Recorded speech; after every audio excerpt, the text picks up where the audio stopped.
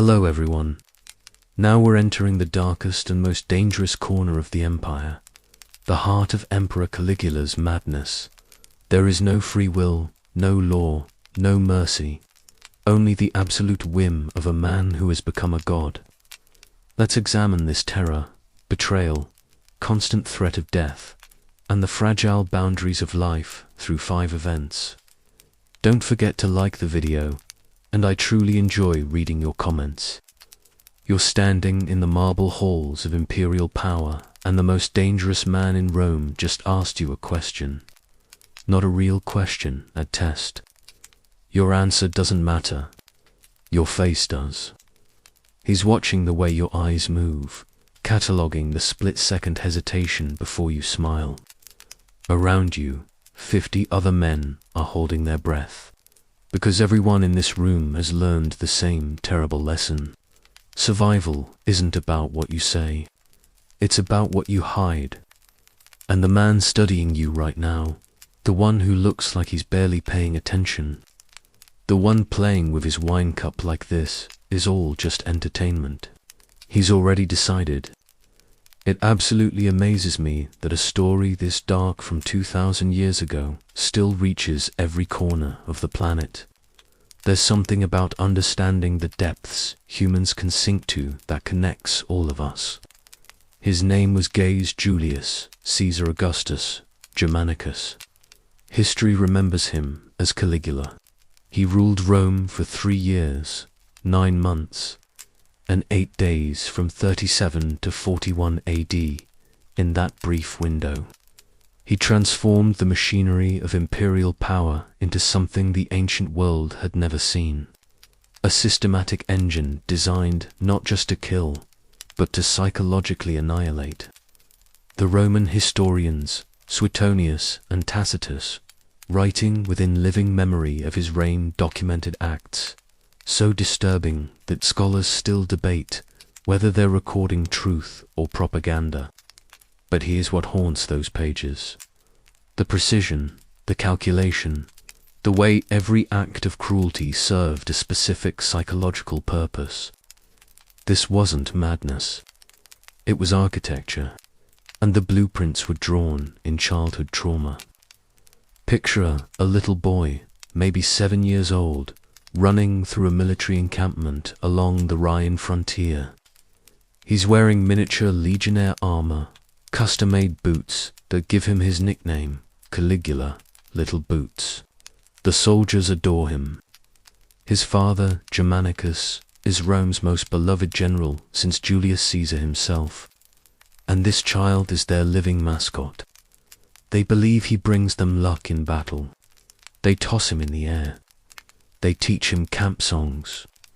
He falls asleep to the sound of men sharpening swords and telling stories of conquest. In his world, love and violence are the same thing.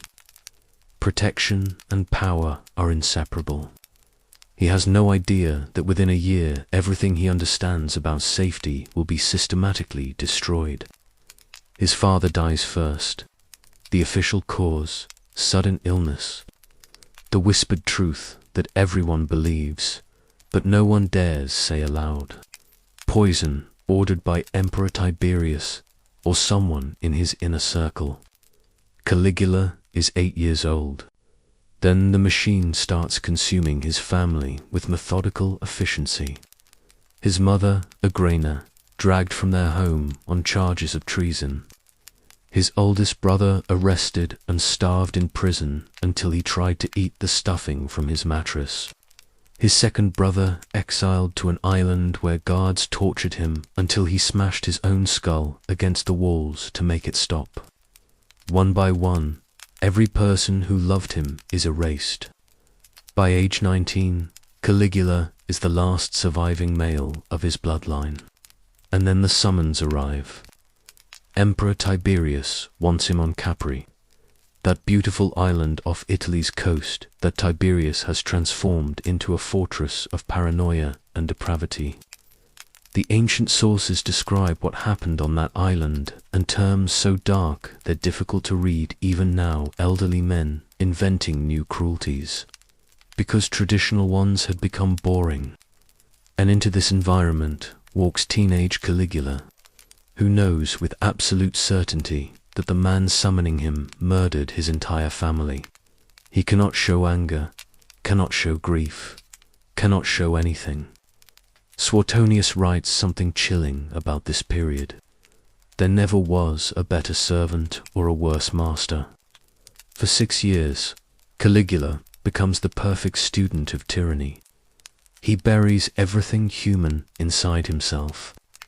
He watches, he learns. He becomes exactly what Tiberius wants. Obedient, entertaining, harmless, a living ghost. In 37 AD, Tiberius dies. Some say natural causes. Others say Caligula smothered him with a pillow. Either way, the 19-year-old hostage is suddenly emperor of Rome. The city erupts in celebration. They think they're getting the son of beloved Germanicus, the little boy in military boots who grew up among heroes. For 7 months, it seems like they were right. Caligula is generous, public-spirited, reforming, and then he gets sick, some kind of brain fever that leaves him unconscious for days. When he wakes up, the mask is gone, and Rome is about to discover what 6 years of survival training under a monster has created. The first act of psychological warfare begins with grief. His sister Drusilla dies, the one sister he was rumored to have an incestuous relationship with. Though whether that was truth or political slander, we'll never know. What matters is that Caligula takes his personal anguish and weaponizes it against an entire empire. He doesn't just mourn, he makes mourning mandatory. Drusilla is declared a goddess by senatorial decree. Temples are built where Romans must worship her. Then comes the legislation that reveals the true horror of what he's building. It becomes a capital crime to laugh during the mourning period, a capital crime to bathe, a capital crime to have dinner with your family. Read that again slowly. If guards catch you smiling, you can be executed. Imagine that reality. Your child giggles at something. Do you laugh with them? Discipline them. Every moment of natural human joy becomes a potential death sentence. He's not just enforcing mourning. He's proving he can criminalize emotion itself, make his inner world everyone else's mandatory experience. And once he realizes he can legislate feelings, he starts experimenting with what else he can take. The second act goes after something even more fundamental. Family, honor.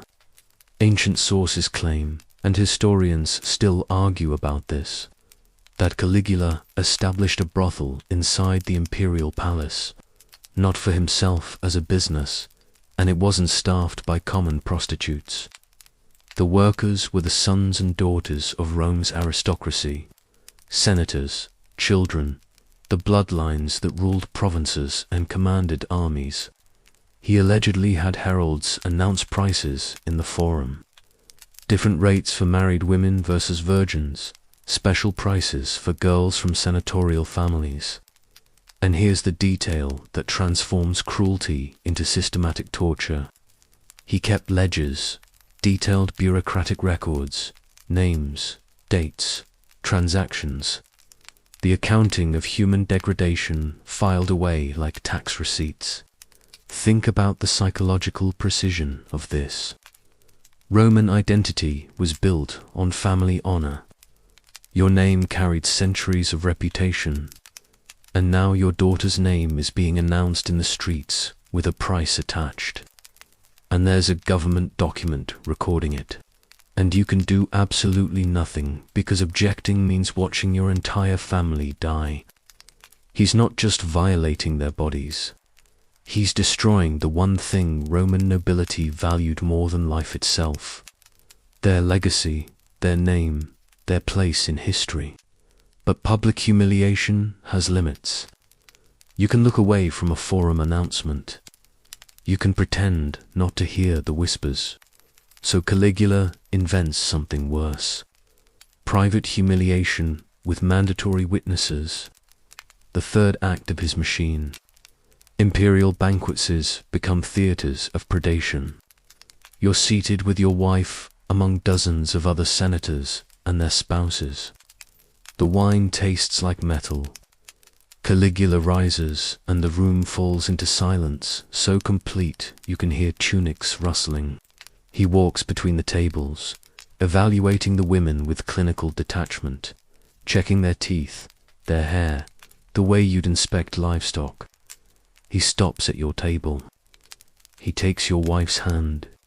He doesn't ask, doesn't acknowledge you exist, just leads her away through the far doorway. You sit there. The man beside you studies his plate. Everyone pretends this is normal because everyone knows that standing up, showing any emotion at all, means death for you, her, and your children. 20 minutes pass. 30. The forced conversation around you keeps dying, mid-sentence. When he finally returns her, she won't meet your eyes. And then he sits down, stays, and in front of everyone you know, your friends, your rivals, your colleagues. He describes what just happened in detail. Clinical, graphic detail, rating her performance, comparing her to other senators' wives, making jokes, and you smile. You laugh at his jokes. You nod like this is perfectly fine, perfectly normal, because the alternative is watching your family executed. He's not just violating your wife. He's destroying every pillar of Roman masculinity, your authority, your ability to protect your household, your dignity. And tomorrow you have to face these same people. Pretend it never happened, while everyone knows exactly what happened. This is the genius of the machine. He's not destroying individuals. He's destroying the social fabric itself, making everyone complicit, everyone a witness to everyone else's degradation. But there's one bond even stronger than marriage between parent and child, and Caligula realizes that's where the deepest pain lives. The fourth act is almost unwind. He begins executing people not for crimes but for amusement. Boredom because something about their face annoyed him, and he develops a protocol. If he's executing someone's son, the father must watch. Front row mandatory attendance. But simple cruelty isn't enough. Suetonius records a specific incident that reveals the systematic nature of this torture. A father watches his son killed. That same night, the body still warm, Caligula has the man brought to the palace for dinner. The father sits at the imperial table, eating food he cannot taste, making conversation he cannot hear, while the man who ordered his son's death watches him. Just watches, studying his face like conducting an experiment, checking for tears, for grief, for any crack in the mask. Because if the father shows emotion, Caligula will know he hasn't broken him completely, that there's still something human left to destroy. So the father smiles, eats, laughs at jets while his son's body cools somewhere in the city. And the emperor analyzes his facial expressions for entertainment. He's not just taking your child, he's taking your right to grieve, turning the deepest human bond into a source of terror, making love itself dangerous, because now the more you care about someone, the more vulnerable you are, the more he can hurt you. For 3 years, the machine runs. Senators develop permanent tremors. Families stop speaking at home because walls have ears. People practice smiling in polished metal so they can get it right when it matters. Rome becomes a city where everyone is performing survival 24 hours a day.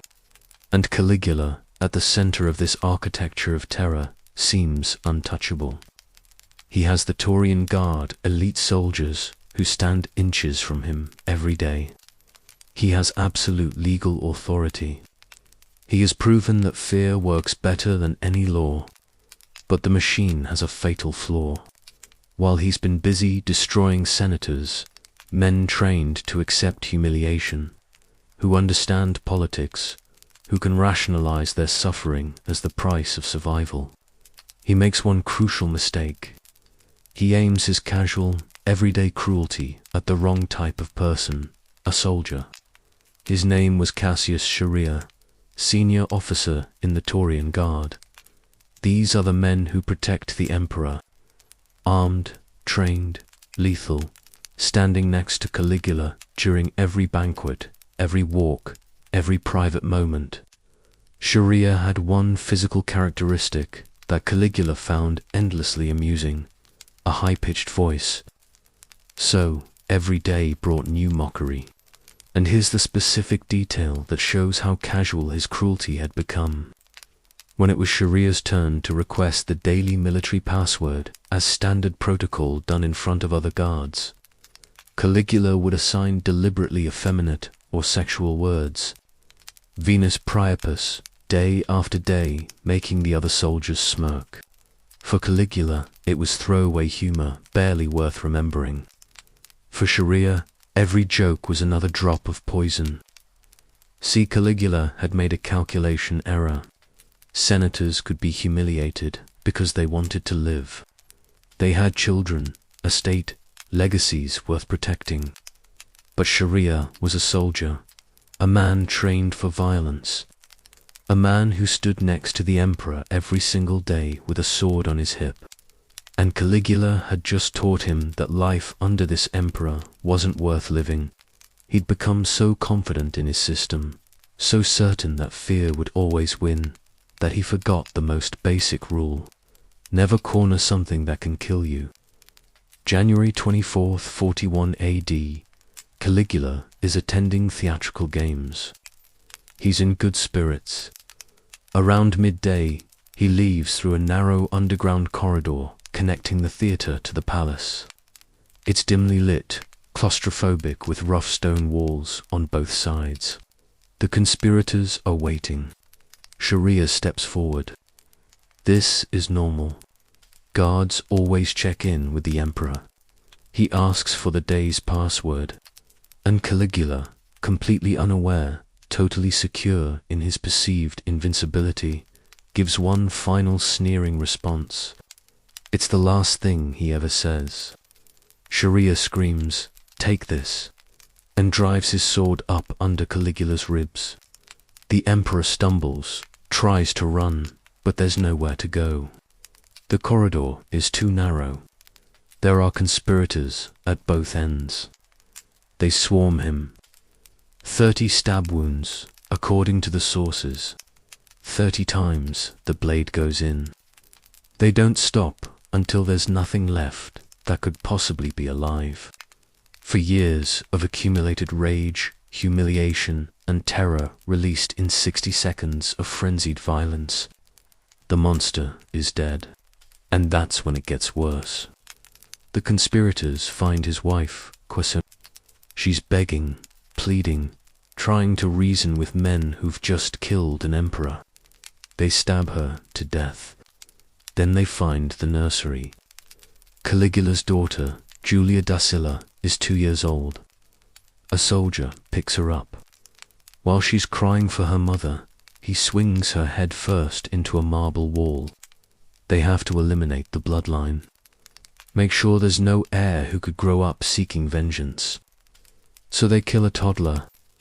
This is what happens when the machine breaks. It doesn't just stop. It devours everything connected to it. For a few hours, it seems like Rome might actually change. The Senate gathers in a tense, uncertain chamber, speaking with a seriousness they haven't shown in years. They debate whether to restore the old republic or end the imperial system entirely, weighing the possibility of undoing everything that had defined Roman power for almost a century. For the first time in a generation, there is sincere, vulnerable conversation about what Rome should be. The senators imagine a different future, one where law, tradition, and shared authority replaced the whims of a single ruler. Hope flickers, small, fragile, but undeniably there. And then the Taurian Guard makes a decision. While the Senate argues about political philosophy, soldiers are busy looting the palace. They tear through hallways, ripping tapestries from walls, emptying chests, pocketing valuables. One of them hears something behind a curtain, a faint noise, a tremor of breath. He pulls the fabric aside and discovers a man crouching there, shaking violently, middle-aged, stuttering, limping. Claudius Caligula's uncle, the relative everyone dismissed as harmless, awkward, and But the guard doesn't see a fool. He sees opportunity. He sees the next emperor. The Taurians seize Claudius, lift him up, and escort him directly to their fortified camp. Within moments, the decision is sealed. While the Senate is still passionately debating the fate of the Republic, Rome's real power brokers have already acted. The army has spoken, and the machinery of empire keeps turning.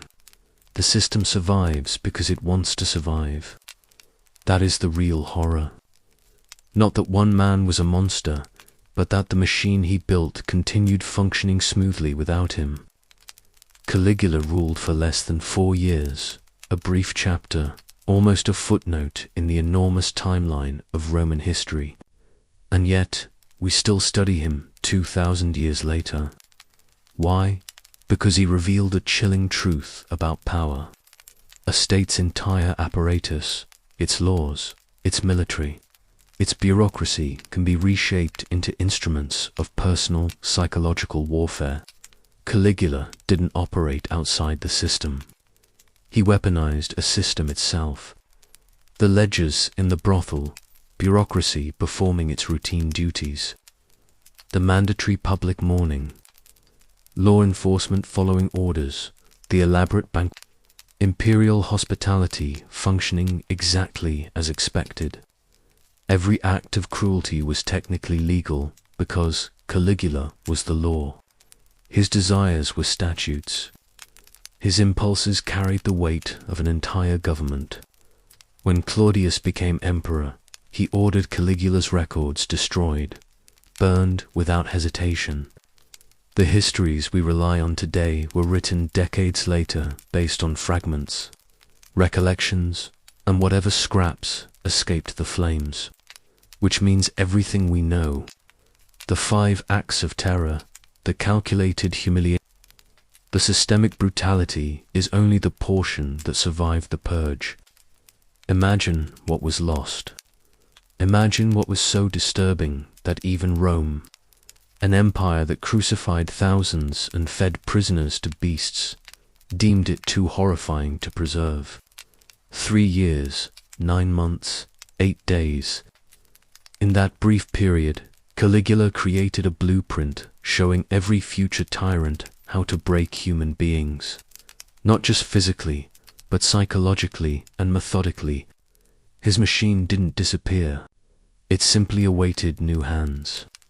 And ancient sources preserved one final image. In the days after his assassination, when workers swept through the palace, they found a storage room stacked with wooden tablets.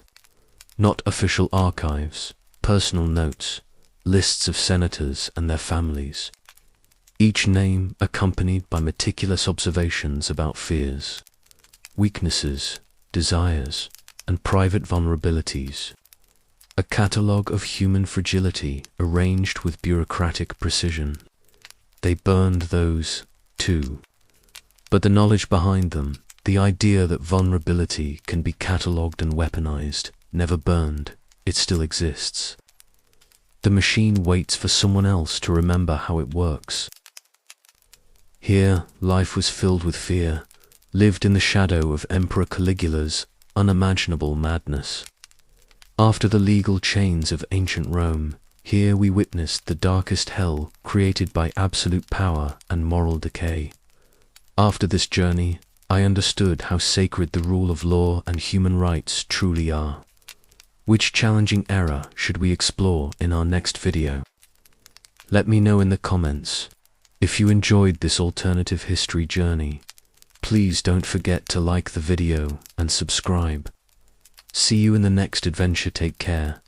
And remember, madness is the greatest form of slavery.